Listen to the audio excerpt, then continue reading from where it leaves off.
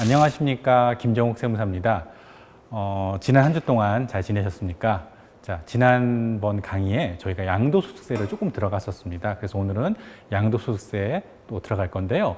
오늘 주제 중에서 가장 제가 많이 쓸 단어가 아마 1세대 1주택 비과세라는 거를 아마 제일 많이 다룰 것 같습니다. 그래서 오늘은 1세대 1주택 비과세에 대해서 중점적으로 강의할 것으로 말씀드립니다. 그리고 지난번에 강의했던 양도소득세에 대해 계산 구조에 대해서 잠시 복습을 하겠습니다.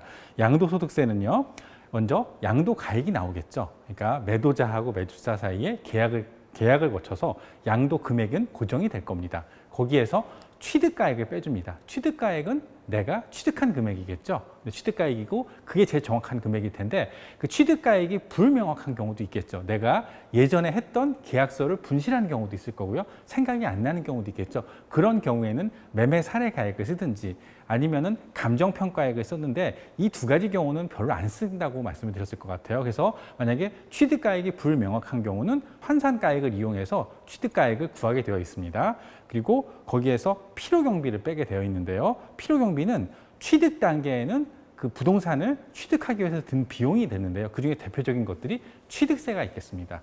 그리고 두 번째로는 유지 단계에 쓰는 비용이 있는데요. 물론 취득 단계에 쓸 수도 있고요. 자본적 지출이 있습니다. 그러니까 수리비 같은 것들이 있겠죠. 그런데 수리비 중에서 모든 수리비가 다 되는 것이 아니라 부동산의 가치를 높일 수 있는 것들, 그런 것들이 취득가액으로 인정받는데요. 그 예로는 뭐가 있을까요? 확장 비용이라든지 아니면은 창문 샤시를 고친다든지 보일러를 교체한다든지 이 금액들은 그 수리비로서 필요경비로 인정을 받습니다. 그런데 수익적 지출이라고 해서 현상 유지적인 금액들, 페인트 칠을 다시 한다든지 도배 장판을 한다든지 아니면 욕실을 개조해서 세면대 같은 것을 바꾸는 경우, 이런 경우는 그 현상 유지적인 지출이기 때문에 이런 경우는 필요경비를 인정받지를 못합니다. 그리고 마지막으로 매도 단계에서 필요경비로서는 양도세 신고를 하면 저 같은 사람, 세무사들에게 내게 되어 있겠죠. 이렇게 양도세, 수수료 같은 것들이 있고요. 마지막으로 중개사무소에다가 또 내는 경우도 있겠죠. 이런 경우에도 비용 공제를 받습니다. 근데 중개 수수료 같은 경우는 취득할 때도 들고 매도하는 경우에도 들겠죠. 그래서 두 번 다 취득 단계의 부동산 수수료하고 매도 단계 수수료가 모두 필요경비로 빠진다는 거 기억하시면 되겠습니다. 그러면 이것까지 빼면은 양도 차익이 나옵니다. 양도 차익이 나오는데요. 이 양도 차익이 실제적으로 과세 대상이 되는 금액입니다. 근데 양도 차익만 빼주는 것이 아니라 거기에서 장기 보유 특별 공제를 빼주고요. 기본 공제라고 해서 매 1년마다 1인당 250만 원의 비용을 공제해 줍니다. 그러면 여기서 드디어 과세 표준이 나오겠습니다. 그리고 이 과세 표준에다가 세율을 곱하면 산출세액이 나옵니다. 그래서 사람들이 오해를 하시는 게 양도소득세를 내가 판 금액에 대해서 얼마를 낸다라고 생각하실 때 그게 아니고요. 양도 차익에 대해서 내가 양도한 금액에서 취득한 금액과 필요경비를 뺀 양도 차익에 대해서 세금을 부과한다라는 걸 기억하셨으면 좋겠습니다. 자, 됐고요. 자, 이제 본격적으로 그러면 오늘 강의를 들어가겠습니다. 네, 오늘 주제 중에서 가장 키포인트가 1세대 1주택 비과세입니다. 자, 요건을 먼저 보겠죠. 요건은 일단은 보유 기간이 2년이어야 됩니다. 2년이어야 되고요. 그리고 취득 당시 만약에 그 주택이 조정지역에 존재한다면, 조정지역에 존재하고 2017년도 8월 3일 이후에 취득한 주택이라면 보유기간도 2년 이상이어야 합니다. 그리고요, 마지막으로 양도 당시에 주택이 고가주택이 아니어야 합니다. 이 고가주택은 매도 금액이 9억이 넘으면 고가주택이라고 하는데요. 그러면 1세대 1주택인데 9억이 넘는 주택은 비과세를 못 받냐? 그것은 아닙니다. 9억 초과되는 부분에 대해서만 양도세를 낸다는 건데요. 쉽게 예를 들어 드리겠습니다. 내가 부동산을, 내 주택을 18억에 매도했다고 한번 가정을 하겠습니다. 그리고 이 주택은 금액만 고가주택일 뿐이지 1세대 1주택인 조건인 2년 보유와 2년 거주 조건을 갖추었다고 먼저 가정을 하겠습니다. 그러면요, 9억까지는 비과세고 9억 초과분은 과세를 한다고 그랬으니까 양도 차익이 만약 4억이라고 가정을 하겠습니다. 4억이면 그 4억을 쪼개게 돼 있습니다. 비과세 부분과 과세 부분으로 나누는데요. 아까 총 양도 금액이 18억이라고 했는데 그중에 9억, 반 정도는 비과세라고 했으니까요. 양도 차익 4억 중에 반인 2억만 과세 대상 금액이 되는 겁니다. 그리고요, 이 보유 기간 2년이라고 했는데 예전에는 보유 기간이라는 것이 내가 취득할 때부터 계산을 해서 파는 시점까지가 보유기간이었습니다. 그런데 이제는 세법이 조금 바뀌어서 특히 1세대 1주택이 보유기간이 개념이 좀 바뀌었습니다. 그래서 그거는 뒤에 나중에 나올 겁니다. 그때도 확인해 보도록 하겠습니다. 자, 그 다음에 아까 장기 보유 특별공제가 있다고 말씀드렸죠. 그렇죠? 양도 차익이 나오면 양도 차익에 대해서 다 과세하는 것이 아니라 장기 보유 특별공제를 해준다라고 되어 있습니다.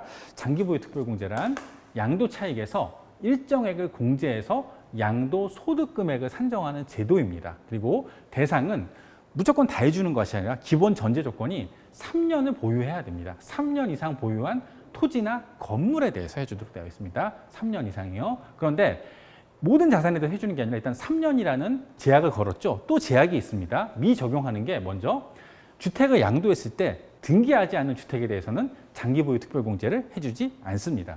두 번째로요. 다주택자에 대해서는 해주지 않는데요. 다주택자라고 해서 모든 다주택자들의 주택의 양도에 대해서 장기 보유 특별공제를 해주지 않는 것이 아니라 조정지역에 소재하는 다주택자의 주택 양도에 대해서만 장기 보유 특별공제를 해주지 않습니다. 그리고 마지막으로 아까 말씀드린 3년이라고 했죠. 보유기간이 3년 미만인 토지와 건물에 대해서는 장기 보유 특별공제를 해주지 않습니다. 그러면 이 장기 보유 특별공제를 해주는 이유가 뭘까요?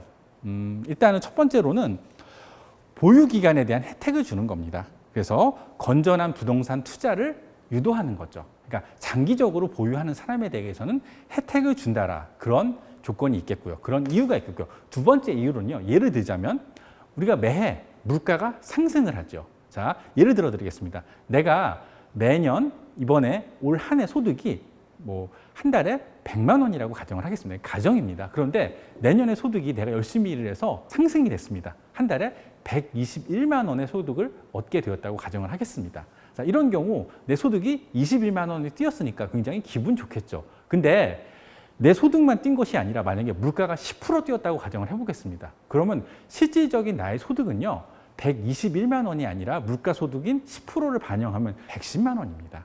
그런데 21만 원에 대해서 다 과세를 하면 억울하겠죠. 이것도 마찬가지입니다. 우리가 부동산 가치가 뛰는 것이 내가 가지고 있는 주택의 가치가 상승하는 부분도 있지만 물가 때문에 상승하는 부분도 있거든요. 그래서 그 물가 때문에 상승하는 부분에 대해서는 과세를 하지 않겠다라는 과세 당국의 의지의 표현입니다.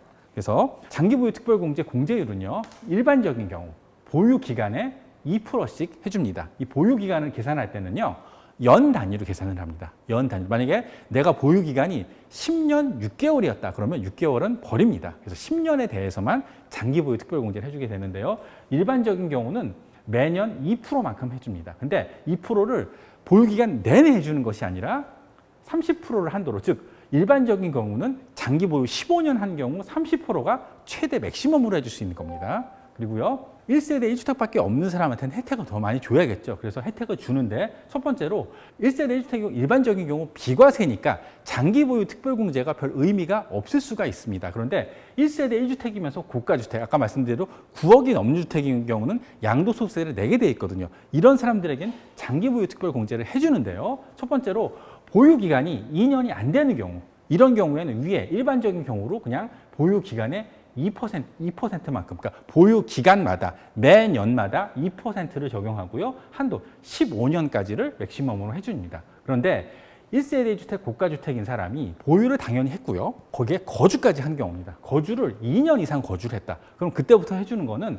보유 기간에 대한 장기보유 특별공제도 해주고 거주 기간에 대한 장기보유 특별공제도 해줍니다. 굉장히 많은 혜택을 주는 거죠. 그래서 보유 기간마다 매년마다 4%를 해줍니다. 2배를 해주네요. 그다음에 거주 기간이 있으면 거주 기간도 역시 똑같이 매년마다 4%를 해줍니다. 그런데 이런 경우 위에는 아까 15년이라고 했죠. 이런 경우는 보유기간과 거주기간에 맥시멈으로 해줄 수 있는 게 80%, 즉 보유기간은 10년까지, 10년을 넘으면 더 이상 의미가 없습니다. 보유기간도 거주기간도 10년이 넘어가면 더 이상 의미가 없습니다. 그래서 최대한 80%까지 장기보유 특별공제를 받을 수 있습니다. 그 양도세 중에서 아마 모든 세금 제도 중에서 가장 납세자에게 유리한 것이 1세대 주택 비과세입니다. 이거를 말로 하는 것보다 실예를 들은 게 훨씬 더 좋겠죠. 실예를 들어보겠습니다.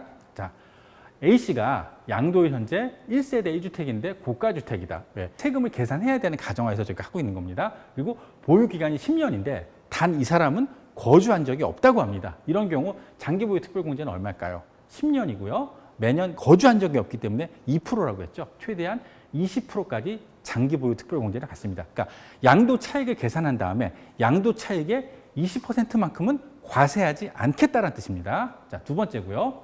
B씨인데 이 사람 역시 1세대 A주택 고가주택인 경우인데 이 사람 똑같이 보유기간은 10년 6개월인데 이런 6개월 같은 경우는 버립니다. 그래서 10년이라고 계산하시면 되고요. 근데 이분이 거주기간이 2년 4개월입니다. 자, 마찬가지로 거주기간도 연 단위 밑에는 삭제하게 되어 있습니다. 그래서 2년이라고 가정을 하겠습니다. 그런 경우 장기보유 특별공제를 계산해 보겠습니다. 자, 이분은 자, 일단은 10년을 보유했네요. 그리고 거주 요건을 충족을 했죠. 그러니까 거주에 대한 거, 자, 10년 보유한 것에 대해서 4%, 이게 보유에 대한 장기보유 특별공제고요. 그 다음에 거주를 2년 했다고 그랬죠. 2년 했으니까 연당 4%니까 또 2년에 4%니까 총 48%의 세금을 장기보유 특별공제를 받으니까 양도 차익의 48%가 과세되지 않으니까 굉장히 큰 혜택이겠죠. 그죠? 그러니까 위하고 아래를 비교해 보시면 이 사람은 20%밖에 안 되는데 이 사람은 40%를 장기보유 특별공제를 받는다. 세금이 그만큼 부담이 굉장히 적어질 겁니다. 자, 그러면 여기서 한 가지 말씀드릴 게 여러분들이 부동산 계약을 할 때 잔금일을 조절할 수가 있을 겁니다. 근데 잔금일이요, 예를 들어서 실거주를 하지 않았다고 가정하겠습니다. 이분이 부동산을 2010년도 1월 8일 날 취득을 했습니다. 그래서 만약에 2021년도 1월 6일 날 양도한다라고 하면요, 이분은 10년을 보유하게 됩니다. 10년하고 거의 11년에 근접한데 10년이 넘고 11년은 되지 않습니다. 그래서 이분은 보유만 했기 때문에 10년에 대해서 20%의 장기 보유 특별공제를 받습니다. 그런데 이분이 하루만 더 늦게 매도를 하는 경우, 잔금일을 조정하는 경우 이분은 11년이 됩니다. 11년이 되면요, 20%에서 22%로 증가하겠죠. 이 2% 차이가 굉장히 큽니다. 양도 차익이 만약에 4억이라고 계산을 해보세요. 4억이면 4억의 2%면 8천만 원입니다. 그죠? 굉장히 큰 금액입니다. 물론 8천만 원이 다 세금이 줄어드는 것이 아니고요. 8천만 원에 세율을 곱한 금액만큼 커지니까 이 정도 금액이면 아마도 아주 큰 전자제품은 아니지만 웬만큼 중간 정도에 되는 전자제품의 가격 정도는 세이브할 수가 있습니다. 그러니까 항상 여러분들이 잔금일을 계산하실 때 장기 보유 공제를 내가 할 수 있는지 그거를 확인하신 상태에서 계약을 해 주십시오. 하루 차이인데도 2% 차이면 굉장히 큰 거죠. 만약에 이분이 거주까지 했다라고 하면 이 세율 차이가 8%가 날 수가 있습니다. 8%면 더 큰 금액이 나오겠죠. 그러니까 잔금일을 항상 확인하셔서 장기보유 특별공제 혜택을 누릴 수 있을 때까지 최대한 누리십시오. 그러면 똑같이요, 장기보유 특별공제 사례를 한번 해보겠습니다. 자, 이분이 2년은 보유했고 2년은 거주했습니다. 자, 이럴 경우 장기보유 특별공제는요. 자, 1세대 1주택자가 장기보유 특별공제를 받으려면 몇 년이죠? 3년을 보유해야 됩니다. 그러니까 이분은 2년하고 거주기 2년이기 때문에 장기보유 특별공제를 받을 수가 없습니다. 그런데 이분이 5년을 보유했다고 해보죠. 그러면 근데 거주는 하지 않았습니다. 그럼 어떻게 될까요? 매년 2%라고 했으니까 10%만큼 장기보유 특별공제를 받겠네요. 그리고 마찬가지로 5년을 보유했는데 거주가 1년이다. 거주가 1년밖에 안 됐기 때문에 이분에 대해서는 거주 기간에 대한 장기보유 특별공제는 받지 못합니다. 그런데 이분이 보유 기간이 5년인데 거주가 2년이었다고 해보겠습니다. 그럼 어떻게 될까요? 자, 거주 요건까지 충족을 했기 때문에 이분은 장기보유 특별공제가 높아지겠죠. 거주에 대한 4%, 보유에 대한 4%입니다. 그래서 5년에 대해서 4%, 2년에 대해서 4%니까 총 28%의 장기보유 특별공제를 받을 수가 있습니다. 자, 이분이 10년을 했다고 하죠. 자, 10년인 경우, 그리고 보유기간이 10년이고 거주가 5년이라고 한다면 이분은 자, 모든 요건이 만족됐죠. 10년에 대해서 보유기간 10년에 대해서는 4%, 거주기간 5년에 대해서도 4% 받으니까 무려 60%의 장기보유 특별공제를 받을 수가 있습니다. 근데 이분이 하나 더 나가서요, 2년을 더 보유했다고 가정을 하겠습니다. 그러면 12년 5년인데요. 자, 이런 경우에는 아까 말씀드린 게 보유기간 4%의 맥시멈은 10년이라고 말씀드렸죠. 그러니까 요거에 대한 혜택은 없습니다. 그러니까 10년이니까 이 경우도 똑같이 60%가 되겠죠. 12년이지만 계산 근거에서 장기보유 공제, 보유 기간에 대한 공제는 맥시멈 10년으로 계산을 하니까 한도에 걸려서 이분은 똑같습니다. 자, 그런데 12년에 보유 기간이 12년인데 거주가 10년이었다. 그런 경우는 맥시멈으로 채울 수 있는데요. 자, 이게 모두 10년이 넘죠. 그러니까 보유도 10년, 거주도 10년이니까 10 해서 10에 4%, 10에 4%에서 최대한 장기보유 공제를 80%까지 받을 수 있게 되어 있습니다. 자, 근데 여기서 중요한 게 이제 보유 기간인데요. 아까도 보유 기간을 제가 말씀을 드렸는데요. 자, 일반적인 보유 기간을 계산하는 방법은 취득일에서 양도일입니다. 근데 보유 기간을 계산하는 게 여러 군데 나오는데요. 장기 보유 특별공제를 계산할 때 보유 기간이 나오고요. 세율을 적용할 때도 보유 기간이 나옵니다. 그런데 모두 다 장기 보유 특별공제나 이 세율을 적용할 때 일반적인 경우는 취득한 날에서 양도한 날까지 계산합니다. 근데 예외가 몇 군데 있는데요. 상속주택, 내가 상속을 받은 주택인 경우는요, 장기 보유 특별공제는 내가 상속 개시일은 쉽게 말해서 아버님이라고 하죠. 아버님이 돌아가신 날로부터 내가 판 날까지를 장기 보유 특별공제를 계산하게 되어 있습니다. 근데요, 세율을 적용할 때는 돌아가신 분이 취득한 날로부터 양도일까지도 되어 있습니다. 요거는 조금 기억을 하세요. 이거는 근데 일반적인 경우는 납세자한테 불리한 경우인데 이건 납세자한테 굉장히 유리한 경우입니다. 왜냐하면 자, 이때 상속 개시일부터 양도일하고 피상속일의 취득이라고 하는데 어느 게 더 길까요? 당연히 이게 더 길겠죠. 이게 길면 세율은 그만큼 적어질 수가 있죠. 왜냐하면 자, 양도소득세에 있어서 보유 기간이 작으면 단기인 경우 중과세율을 적용받는 경우가 있거든요. 그런데 이거만큼 길어졌기 때문에 단기에 대한 페널티는 없습니다. 상속주택에 대해서 아마 끝에 가서 제가 한번 요약해서 한번 강의를 한번 할 예정입니다. 다음으로 넘어가겠습니다. 자, 이건 아까 했던 건데요. 양도소득세의 과세표준입니다. 아까 말씀드렸죠. 과세표준을 구하는 방법은 자, 과세표준은 세금을 부과하는 기준이 되는 금액이고요. 과세표준을 구하는 방법은 먼저 양도차익을 구하는데요. 양도차익은 양도가액에서 취득가액을 빼고 거기서 필요경비를 뺀다라고 했습니다. 그러면 양도차익이 나오고요. 이 양도차익에서 아까 우리가 계속 언급했던 장기보유 특별공제와 연마다 250만 원, 개인별로 250만 원 공제해 주는데 그걸 기본공제라고 부르거든요. 기본공제를 뺀 금액이 과세표준인데 이렇게 해서 과세표준이 나오고 이 과세표준에 세율을 곱하게 되어 있습니다. 그러면 이제 양도소득세 세율에 대해서 말씀드리겠는데요.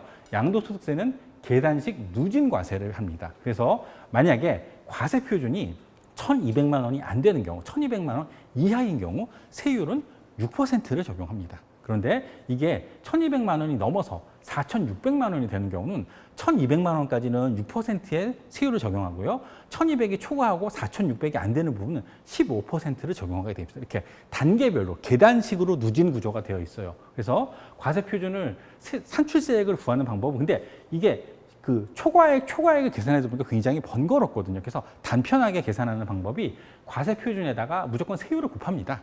세율을 곱한 다음에 누진 공제를 빼준다 이렇게 되어 있는데요. 자, 이걸 보여드릴게요. 자, 이게 개인 종합소득세율인데 보통 우리가 종합소득세에 대해서 내는 소득세율입니다. 근데 소득세율이기 때문에 양도소득세도 이 소득세율을 적용하게 되어 있습니다. 이렇게 8단계로 구성되어 있습니다. 예전에는 요게 맨 밑에 있던 요게 없었거든요. 근데 올해 신설이 됐습니다. 그래서 과세표준 양도 차익을 계산해서 장기보유 특별공제와 기본공제를 빼준 금액이 그 차익이 10억이 넘는 경우에는 세율이 45%입니다. 그래서 아까 구하는 방법은 자, 과세표준이 나왔겠죠. 거기에다가 이 세율을 곱합니다.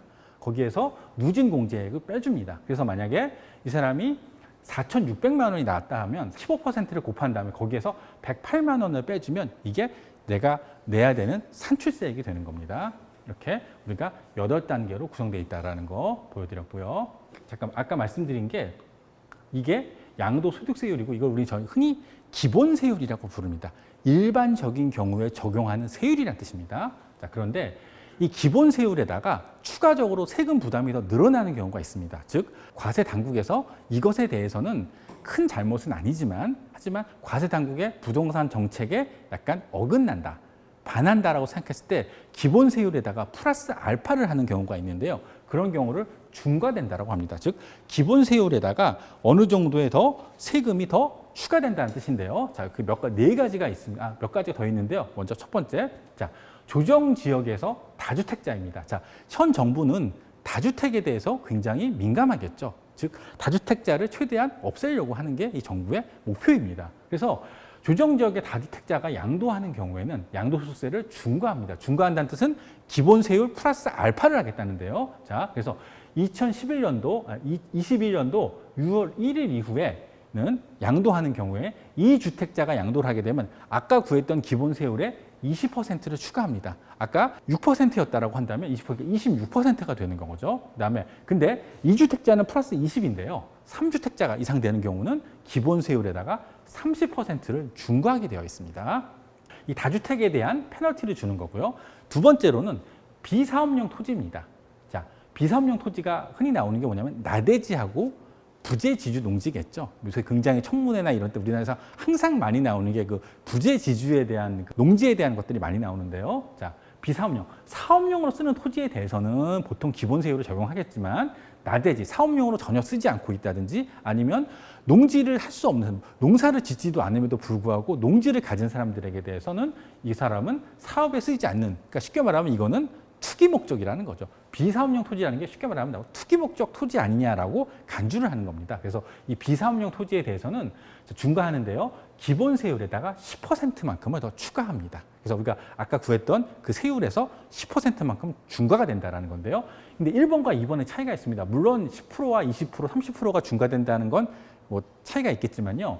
이 경우 1번의 경우는 장기 보유 특별공제를 안 해줍니다. 다주택자들은 정말 나쁜 사람인 거죠. 이 정부에서 보기에는. 그렇죠? 그러니까 중과하는 데다가 장기 보유했던 혜택도 뺏겠다는 겁니다. 근데 2번의 경우 비사업용 토지는 사업을 목적으로 쓰지 않는 토지니까 10%만큼 페널티는 줍니다. 하지만 장기 보유 특별공제는 해준다는 겁니다. 자, 그다음 세 번째로 조합원 입주권과 분양권인데 조합원 입주권과 분양권은 저번에 한번 제가 설명을 해드렸는데 오늘 또 설명을 할 겁니다. 자, 조합원 입주권과 분양권이 있었는데요. 자, 조합원 입주권은 자 2021년도 6월 1일 이후의 양도분입니다. 두 개 똑같죠. 자, 조합원 입주권은 이건 주택과 똑같이 보시면 됩니다. 그런데 만약에 1년 미만으로 취득한 이후에 1년 이내에 양도하는 경우 양도세율이 무려 70%입니다. 굉장히 높죠. 이 70%는 단일세율입니다. 그러니까 여태까지는 단계별로 계산을 했는데 이 70%는 그냥 양도 차익의 70%를 곱해서 과세하게 되어 있습니다. 그리고 1년이 넘고 2년 미만인 경우는 세율이 좀 낮아져서 60%입니다. 근데 조합원 입주권이 2년이 넘었다. 2년이 넘어서 양도하는 경우는 보통 기본세율을 적용합니다. 그러니까 조합원 입주권에 대해서는 1년과 1년 미만이냐, 1년에서 2년 미만이냐에 따라서 이때는 두 단계, 이 두 경우에는 중과를 한다는 거 기억하시면 되고요. 자, 분양권입니다. 분양권도 마찬가지로 근데 분양권하고 입주권하고 차이가 분양권은 1년 미만은 70%고요. 1년 이상인 경우 무조건 60%입니다. 기본세율을 적용하지 않습니다. 자, 그리고요. 마지막으로 단기 보유주택도, 단기에 보유한 주택도 중과를 하는데요. 예전에는 주택인 경우에는요. 1년만 보유하면 기본세율을 적용을 했습니다. 근데 이제 또 세법이 강화가 돼서요. 1년 미만인 경우는 조합원 입주권이냐 분양권처럼 70%만큼 양도 차익의 70%를 중과하게 되어 있습니다. 과거에는 40%였습니다. 근데 이게 무려 70%로 올라갔고요. 만약에 주택을 보유했는데 1년에서 2년간 보유했다라고 한다면 양도 차익의 60%입니다. 예전에는 기본세율이었습니다. 그런데 이게 60%로 올라갔고요. 단기 주택이 2년, 그러니까 기본세율입니다. 즉 주택 같은 경우는 중과를 받지 않기 위해서는 최소한 2년 이상은 보유해야 된다는 뜻입니다. 산출세액 비교과세라는 게 나왔는데요. 다주택자인 경우 만약에 주택을 양도하는 경우 양도세율을 적용해 선택을 해야 되는 경우가 있습니다. 그럼 어떻게 선택하는 것이냐인데요. 자, 다주택자가 보유기간 1년 미만의 조정지역에 있는 주택을 양도한다고 가정을 하겠습니다. 그리고 양도소득금액이 3억이라고 가정을 한번 해보겠습니다. 그러면요. 자, 첫 번째요.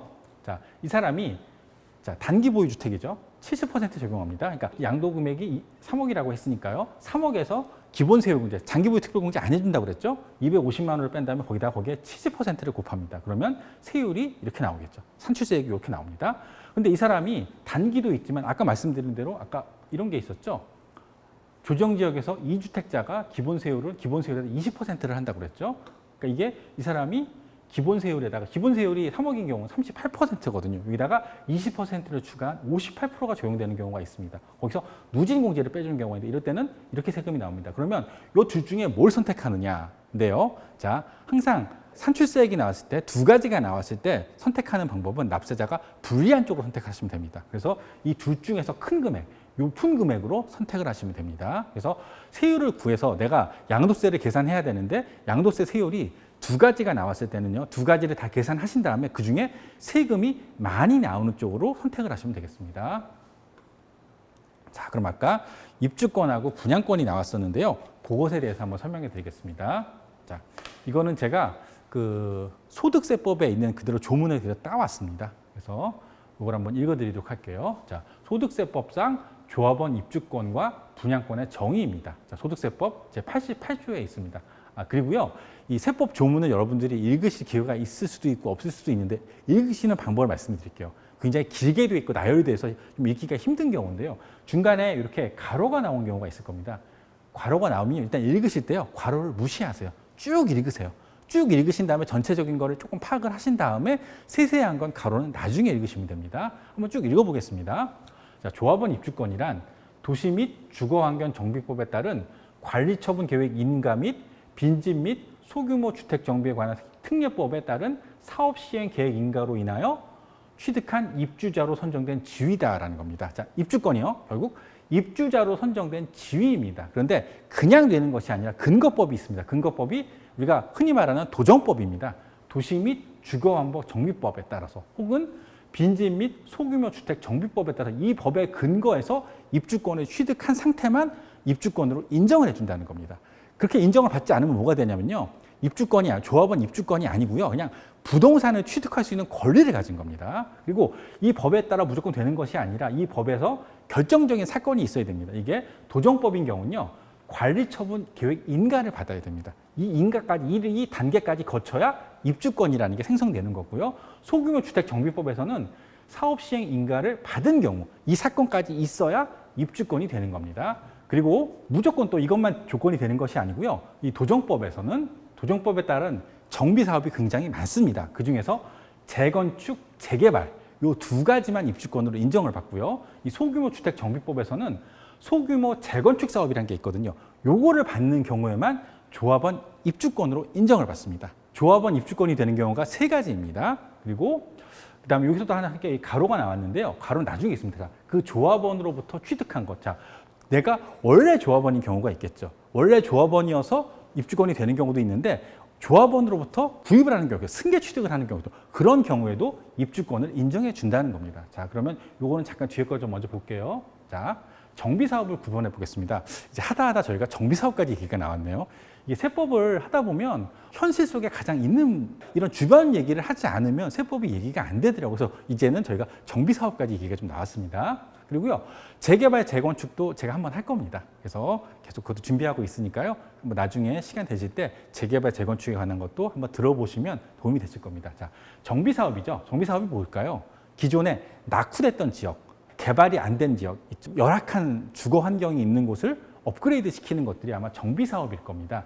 이 정비 사업이 있는데요. 정비 사업의 근거법으로는 도정법이 있고 빈집 및 소규모 주택 정비에 관한 특례법이 있다고 합니다. 그래서 이렇게 있고 거기에 따라 사업이 이렇게 6가지로 구성이 됐다고 합니다. 근데 뭐 이거를 저희가 다 알 필요는 없고요. 그 중에서 입주권으로 인정받을 수 있는 건 도정법에서는 재개발, 재건축이고요. 이 빈집에 관련된 빈집 소규모 주택에서는 소규모 재건축 사업 요 3가지만 입주권으로 세법에서 인정받는다는 거. 그거 정도는 알아주세요.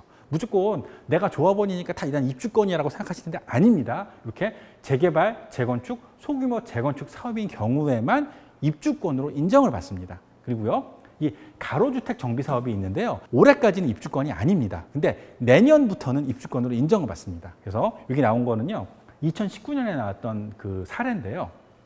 2019년에는 이 가로주택 정비 사업으로 인한 입주권, 그러니까 조합원 지위를 입주권으로 인정하지 않았습니다. 그런데 내년 2022년도 1월 달부터는 이것도 입주권으로 인정을 받는다는 겁니다. 네. 자, 분양권이란 주택법 등에 대해서 대통령령으로 정한 법률에 따른 주택에 대한 공급 계약을 통해 주택을 공급받는 자로 선정된 지위입니다. 지위라는 거요. 그리고 이것도 마찬가지로 이 지위는 매매나 증여를 받은 것도 인정을 받습니다. 그러니까 이거는 쉽게 말하면 조합원 입주권은 조합원이 앞에 붙었죠. 기존의 일반적인 경우는 내가 그 지역에 주택이나 토지가 있었던 경우겠죠. 그래서 그 사람이 그곳이 정비 사업으로 개발이 됐을 때 그 사람들한테 입주자로 선정될 수 있는 권리를 준 거겠죠. 근데 분양권이라는 건 상관이 없죠. 이전에 조합원이 아니었는데 내가 어떤 지역에 청약을 해서 어떤 지역에 개발이 됐을 때 그 지역에 아파트를 청약을 해서 시행사하고 계약을 맺어서 얻는 거겠죠. 그래서 그걸 분양권이라고 부릅니다. 이렇게 그 세법에 따라서 분양권하고 입주권을 말씀드렸는데요. 자, 저번에도 말씀드렸던 건 저번에는 취득 단계였죠. 취득 단계나 보유 단계였습니다. 지방세요. 취득세나 재산세는 취득이나 보유 단계에서 본 거예요. 지금 우리 양도소득세는 양도라는 시점에서 보는 시각에서 본 겁니다. 어느 시각에서 보느냐에 따라서 약간씩 정의가 다르다는 거 기억해 주셨으면 합니다. 정비사업이라고 해서 무조건 다 입주권이 되는 것이 아니라 재개발, 재건축, 소규모 재건축 사업만 입주권이고 내년에 비로소 가로주택 정비사업 이게 이 가로주택 정비 사업이나 이런 요 두 번째 것들이 현 정부에서 많이 좀 밀고 있는 사업이라고 합니다. 그래서 요 것들이 굉장히 관심이 있는데 그 중에서 예전에는 소규모만 됐는데 이제는 가로주택 정비 사업도 입주권의 대상이 될 수 있다라는 거 기억하셨으면 좋겠습니다. 자, 그럼 이제 계속 분양권 얘기가 나왔는데 입주권 분양권 얘기가 나왔는데요. 예전부터 조합원 입주권은 주택으로 카운트를 했습니다. 왜냐하면 예전에 주택이나 주택을 갖고 있던 사람들이 거기가 정비 사업이 되면서 잠깐 집이 없는 것뿐이지 거기에 다시 들어갈 거잖아요. 그래서 그 조합원 입주권은 예전부터 주택으로서 카운트를 했습니다. 근데 분양권에 대해서만큼은 주택으로 인정을 안 했었거든요. 근데 올해 2021년 1월 1일 이후에 새로 취득하는 분양권부터는 이제부터는 주택수로 카운트를 합니다. 이 주택수로 카운트하는 게 장점일 수도 있고 단점일 수도 있습니다. 만약에 내가 다주택자였다라고 한다면 이 분양권이나 입주권이 주택으로 선택되는 건 내가 주택이 하나 더 늘어나는 거겠죠. 그러니까 좋지 않은 건데요. 만약에 무주택자에게는 조합원 입주권이 주택으로 인정을 받는다면 1세대 1주택 혜택을 볼 수가 있습니다. 그래서 주택에 넣느냐 안 넣느냐 어떤 사람에 따라 입장에 따라서 장점일 수도 있고 단점일 수도 있습니다. 그리고 아까 말씀드린 대로 2021년도 1월 1일부터는 가로주택 정비사업도 입주권으로 인정을 받는다. 여기까지 했습니다. 그 1세대 1주택 하기 전에요. 먼저 1세대 1주택을 하고 나서 일시적인 2주택에 대해서 말씀을 드려야 되는데 일시적인 2주택을 먼저 말씀을 드릴게요. 이걸 안 하고 1세대 1주택을 먼저 설명을 해드리면 굉장히 힘들어 하시더라고요. 그래서 일시적인 2주택 비과세에 대해서 먼저 말씀을 드리겠습니다. 일시적인 2주택을 비과세 하는데요. 비과세 할 때도 두 개로 나눠집니다. 그 주택이 조정지역에 있느냐, 조정지역 외에 있느냐에 따라 달라지는데요. 자, 먼저 비조정지역에 있는 경우부터 설명해 드리겠습니다. 자, 비조정지역에 있을 때 일시적으로 2주택을 가진 사람에게 비과세 혜택을 주면요. 요건은 자, 첫 번째, 종전주택 취득일로부터 1년 넘은 상태에서 신규주택을 취득해야 됩니다. 두 번째로는 신규주택 취득일로부터 3년 이내에 종전주택을 양도하면 됩니다. 그리고 양도할 때 그러니까 신규주택은 없다고 생각하시면 되는 거예요. 없는 상태에서 구주택, 예전에 종전주택이 1세대 1주택 요건만 만족하면 이런 경우에는 비록 2주택자이지만 1세대 1주택 혜택을 준다는 겁니다. 키포인트는 1년 이후에 취득하고 그 다음에 신규주택 취득일로부터 3년 이내에 양도만 하면 됩니다. 자, 그래서 보여드리면 종전주택 A가 있었는데 이 A가 있고 이제 A를 구입한 상태에서 1년이 넘은 상태에서 신주택 B를 구입을 합니다. 그리고 이 B를 구입한 상태에서 3년 이내에 이 주택을 파는 겁니다. 그러면 당연히 1세대 1주택은 2년이라고 했죠.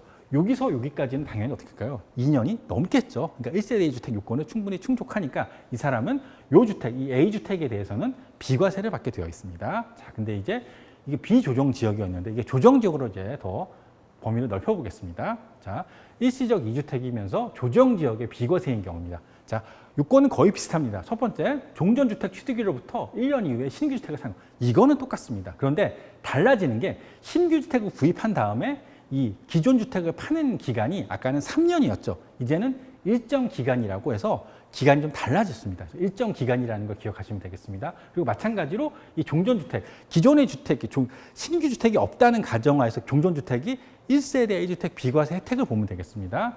자, 그럼 여기 말하는 이 일정 기간이 무엇일까를 알아봐야겠죠. 자, 일정 기간이요. 조정지역의 일시적 2주택자가 비과세를 받으려면 그 일정 기간, 언제 팔아야 되냐가 중요한 거겠죠. 그러니까 신규 주택을 구입한 상태에서 기존의 주택을 얼마 만에 팔아야 하는 건데, 자, 2018년, 자, 신규 취득일이 2018년 9월 13일 이전인 경우는 비조정 지역과 똑같습니다. 그러니까 신규 주택을 구입한 다음에 3년 이내에 팔기만 하면 되고요. 뭐 기존 신규 주택에 전입하지 않아도 됩니다. 근데 그게 강화가 돼서요.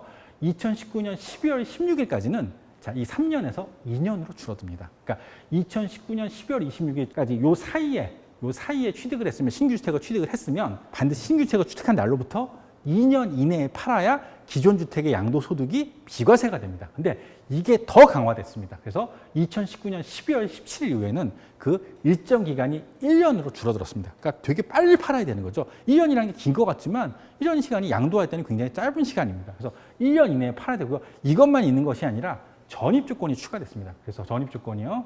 1년 이내에 신규주택으로 들어가야 됩니다. 굉장히 강화된 거죠. 그러니까 일시적 2주택으로 비과세 혜택을 받으려면 지금이라고 생각한다면 신규주택을 산 다음에 1년 이내에 구주택을 팔아야 되고요. 신규주택으로 내가 들어가야 됩니다. 전입까지. 안 그러면 기존에 있던 팔았던 주택을 1세대 1주택 비과세 혜택을 받지 못합니다. 근데 이런 경우가 있겠죠. 신규 주택을 들어가려고 보니까 거기에 기존에 세입자가 있는 경우예요. 근데 세입자가 있는데 그 사람 보고 나가라고 할 수가 없겠죠. 왜? 세입자에게는 임대차 보호법이 있으니까 그에 따라서 그 사람은 보호를 받습니다. 그래서 어떡하냐? 만약에 내가 들어가려고 봤는데 기존에 임차인이 있는 경우는 그 사람은 최장 아마 그 전에 내가 주택을 구입하고자 하는 그 매도자에게 전세 계약을 맺었을 겁니다. 그럼 최장 기간이 2년이 되니까요. 그래서 신규 주택에 기존의 임차인이 거주하는 경우, 그래서 지금 당장 내가 들어갈 수 없는 경우에는 자, 그 사람의 임대차 계약일까지는 기다려줍니다. 그래서 임대차 계약이 종료될 때까지 이 양도하고 전입이 뒤로 미루어집니다. 근데 그걸 무작정 해줄 수는 없겠죠. 그 사람이 전세 계약이 한 번의 경우 2년이 되니까요. 2년까지는 기다려주게 되어 있습니다. 이렇게 되어 있습니다. 자, 이제 1세대 1주택에 대해서 말씀을 드리도록 하겠습니다. 그러니까 여태까지는 저희가 1세대 1주택을 하기 위해서 기본 전제 조건에 대해서 많이 얘기를 했고요. 자, 이제부터는 오늘 키포인트네요. 1세대 1주택에 대해서 말씀을 드리겠습니다. 일단 세대에 대한 개념을 알아야겠죠. 자, 세대요. 그 세법에 나온 조문이니까요. 조문을 한번 읽어보겠습니다.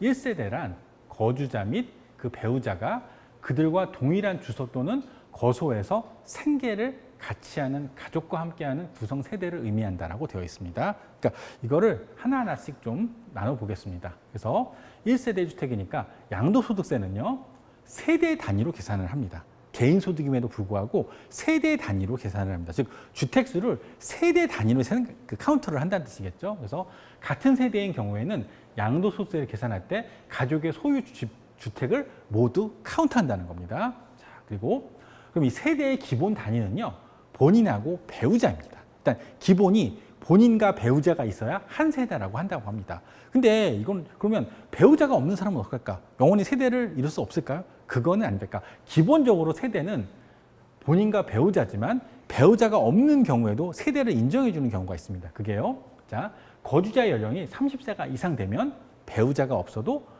별도의 세대를 구성할 수가 있습니다. 두 번째로요. 기존에 배우자가 있었는데 배우자와 이혼을 하거나 사망을 하는 경우가 있을 수 있겠죠. 이런 경우는 비자발적인 요건이지 않습니까? 이런 경우도 한 세대로 사람이 세대를 구성할 수가 있습니다. 자, 마지막으로요.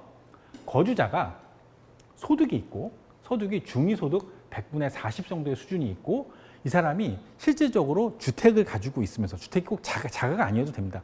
월세를 살든 뭐 고시원에 살든 어디 살든 그 자기가 살고 있는 거주지에서 그 거주에 대한 비용을 부담할 수 있을 정도의 소득을 가지고 있는 경우에는 1세대로 볼 수가 있다고 합니다. 근데요, 100분의 40이라고 하는데 소득이 있어야 되는데 이 소득이 아르바이트는 안 된다고 합니다. 고정적인 소득이 있을 때, 그때는 비록 거주자가 나이가 어려도 독립세대를 볼 수가 있다고 합니다. 그런데 이런 경우가 있겠죠.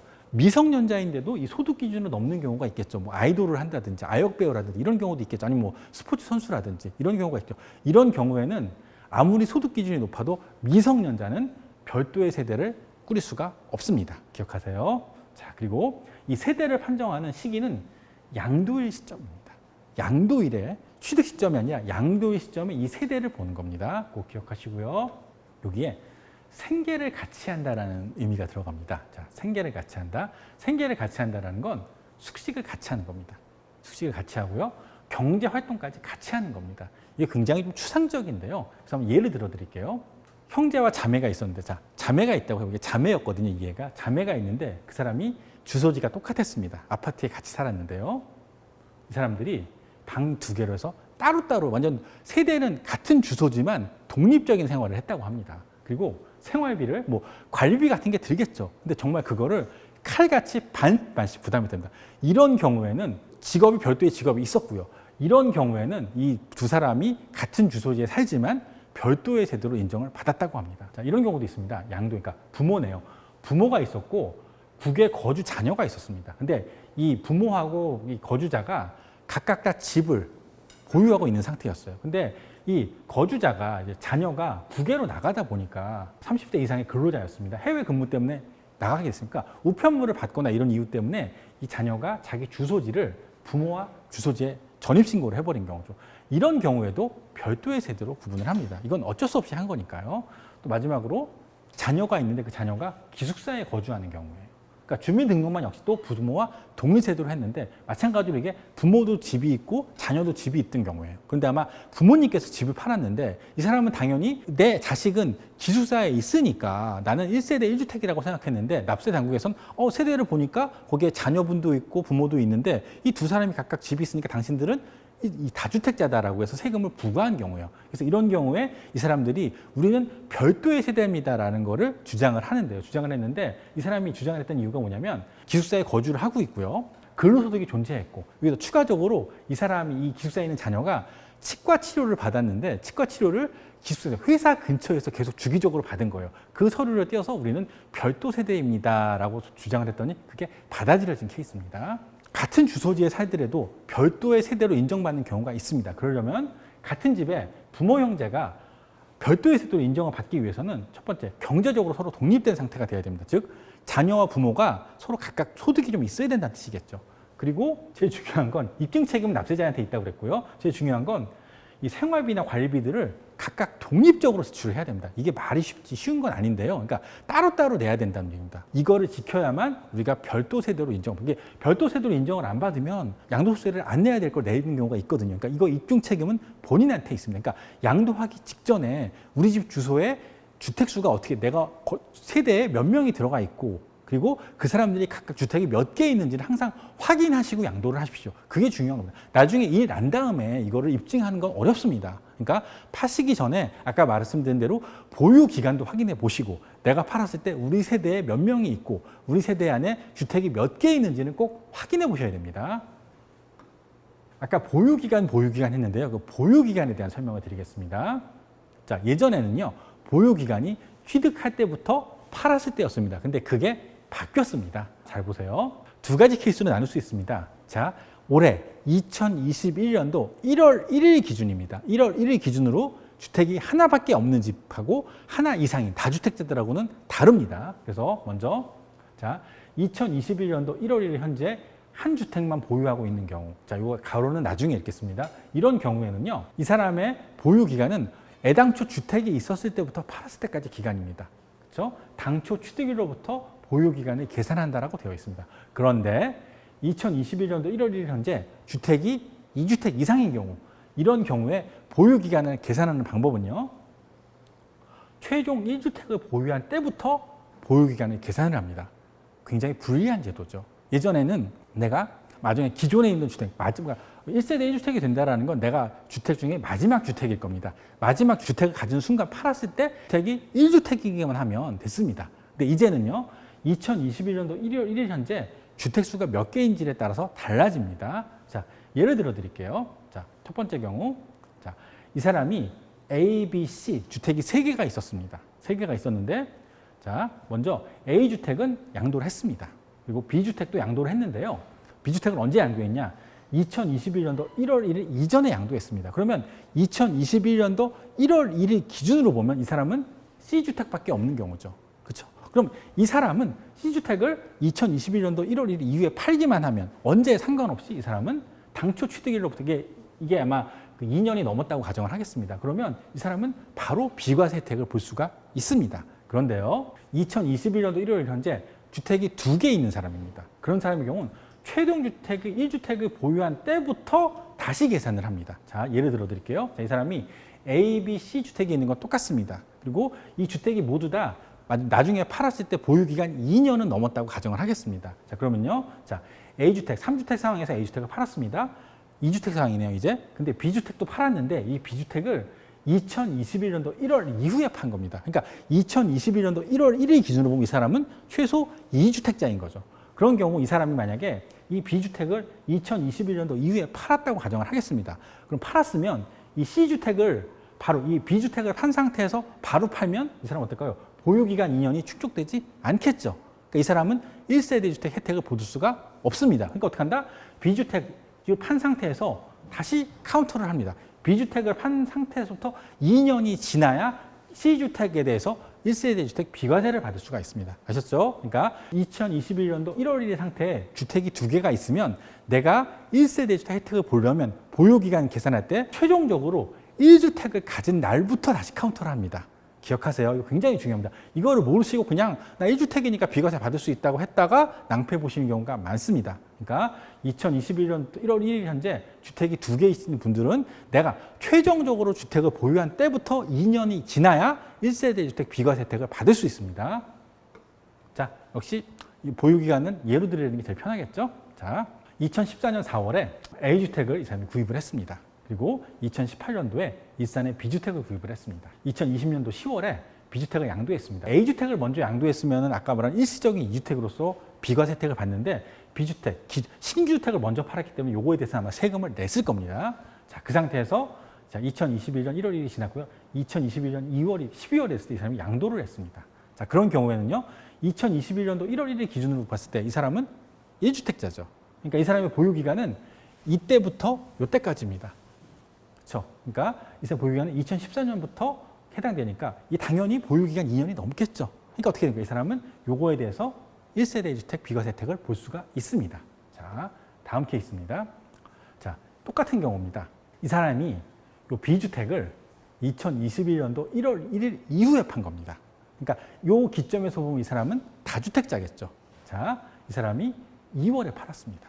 자, 2월에 팔았어요. 그러면 이 사람이 2022년도 5월에 판다고 가정을 하겠습니다. 그러면 이 사람은 요때부터 1주택자가 되는 거죠. 요때부터. 그럼 이때부터 카운트를 합니다. 이때부터 최소 2년은 보유해야 비과세를 받을 수가 있습니다. 근데 요때부터 요때까지 2년이 채 안 되죠. 그러니까 어떻게 될까요? 이 사람은 요게 1세대 주택 과세 혜택을, 비과세 혜택을 못 받고 일반 과세를 받게 됩니다. 자, 기억하세요. 그러니까 2021년 1월 이후에 주택이 몇 개 있느냐. 그래서 이때 팔았으면 최종적으로 이 주택이 요 때부터 2년이 돼야만 1세대 주택 비과세 혜택을 받을 수 있다는 거 꼭 기억하셨으면 좋겠어요. 1세대 주택 비과세 거주요건 판정자. 이제 또 이게 중요한 게 여기 또 거주요건도 들어갑니다. 예전엔 보유만 했어야 됐거든요. 근데 이제 거주도 해야 됩니다. 이 거주요건에 충족하는 방법이 보통 때는 양도일 기준으로 하거든요. 근데 거주요건은요, 취득일 기점으로 합니다. 그러니까 예전에는 보유만 했으면 1세대 주택 비과세를 했는데 이제는 거주까지 해야 되는 시기가 됐거든요. 그래서 케이스를 보면요. 취득했을 때 조정지역이었고 양도했을 때는 비조정이 되는 경우도 있겠죠. 이런 경우에는 사람들이 대부분 양도 때 기준 아니야 하니까 양도 때 보니까 내가 조정지역이 아니었네? 아, 나 거주할 필요 없었네라고 했는데 아닙니다. 자, 취득 당시에 조정지역이었다면 이 사람은 반드시 거주요건을 충족을 해야 합니다. 자, 그런데 반대의 경우도 취득 당시에는 비조정이었는데 양도 당시에는 조정으로 바뀌었습니다. 비록 지금은 조정 지역이지만 예전에 취득할 때 비조정 지역이었기 때문에 이 사람은 거주 요건을 적용하지 않아도 되는 겁니다. 여기까지 했고요.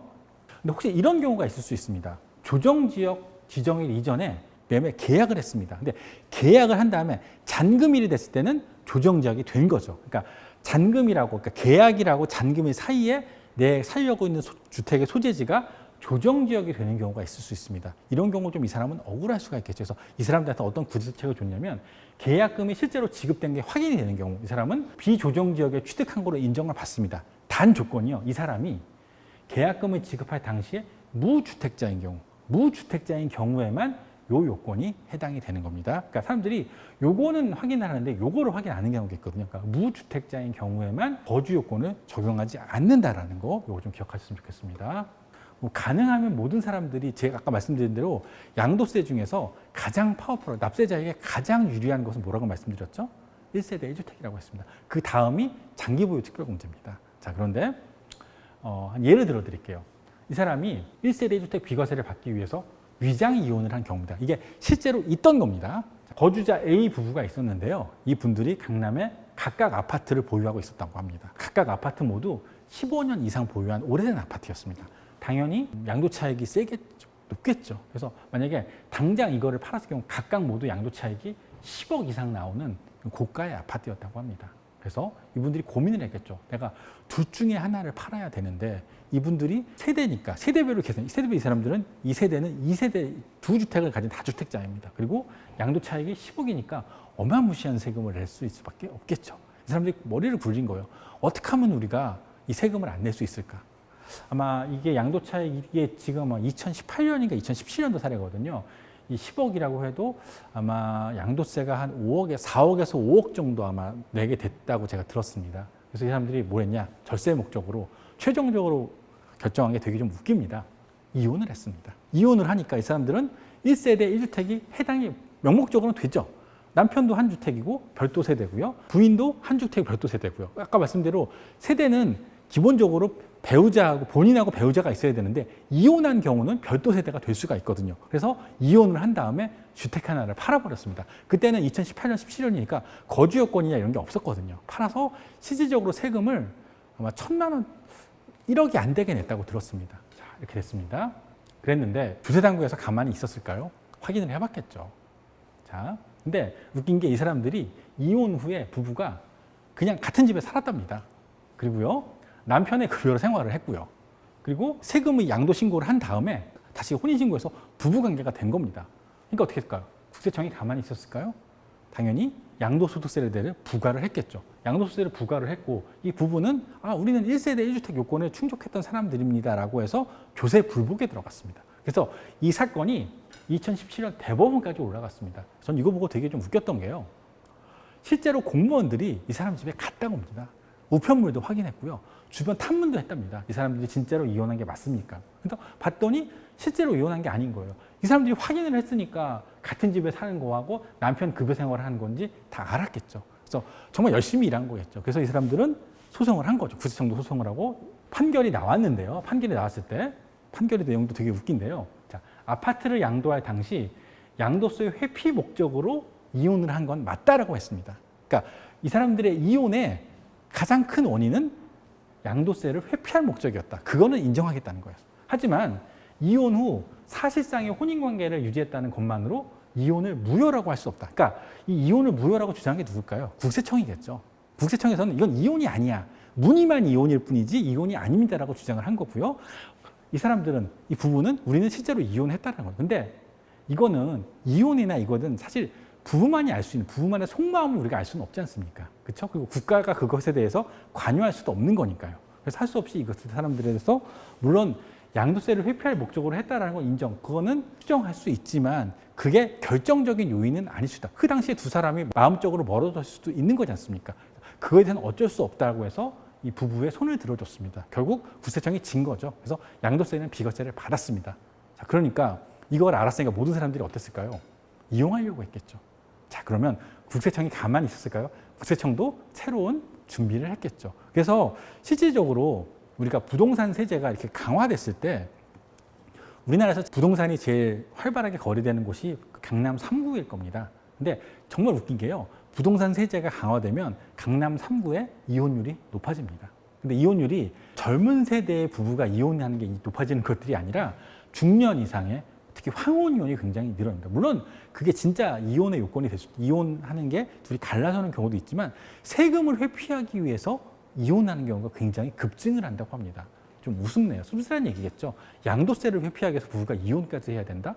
세금 때문에 나라에서 어떻게 보면 이혼을 부추기는 꼴이 되는 거죠. 이건 참 퀘스천 마크인데요. 참 씁쓸한 현실입니다. 그래서 이혼을 했는데 요 사례가 되니까 어떻게 했을까요? 그 다음에 실질적으로 따로 살았겠죠.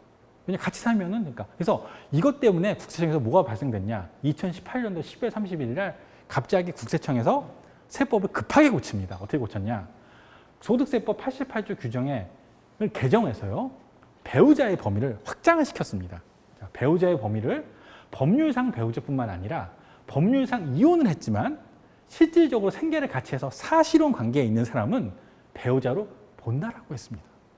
독하죠? 국세청이 가만히 있을 국세청이 아닙니다. 그러니까 이렇게 명목상으로 이혼한 경우는 이혼으로 인정 안 해줘서 당신들 세액을 합산하겠다라는 겁니다. 그러니까 한번 재밌는 사례이고 씁쓸한 사례입니다만 이걸 한번 확인해 보세요. 되게 재밌는 경우입니다. 계속 부부에 관한 걸 하네요. 제가 항상 말씀드린 게 공동 명의를 하면 세법적으로 유리하다고 말씀을 드렸는데요. 자, 왜 유리한지 한번 말씀드려 보겠습니다. 자, 주택의 부부 공동 명의가 절세에 유리한지 안 한지를 한번 확인해 보겠습니다. 여태까지 배웠던 세금을 한번 다 확인해 볼까요? 자, 취득세와 재산세인 경우는요, 이거는 거래에 대한 세금이고 보유에 대한 세금이기 때문에 이거는 명의에 상관이 없습니다. 명의에 상관없이, 취득세의 경우 명의에 상관없이 취득가액 전체에 대해서 계산을 한 다음에 부부로 쪼갭니다. 그러니까 공동 명의든 단독 명의든 취득세는 별 차이가 없습니다. 자, 재산세의 경우는요, 재산세도 시가 표준의 60%에다가 세금을 적용하기 때문에 역시 명의와 상관없습니다. 그래서 취득세, 지방세인 취득세와 재산세는 명의가 몇 명이든 단독이든 차이가 무차별합니다. 그런데요, 종합부동산세와 종합소득세인 경우입니다. 이건 공통적으로 어떨까요? 국세네요. 단독 명의면요, 공시가액이 6억이 초과하는 경우에 과세를 합니다. 근데 공동 명의인 경우는 각각의 공시가액에서 6억을 빼줍니다. 그러니까 공제 금액이 다른 거죠. 이 사람은 단독 명의일 때는 6억밖에 안 빼주는데 공동 명의일 때는 12억을 빼주니까 이게 더 훨씬 더 유리하겠죠. 그렇죠?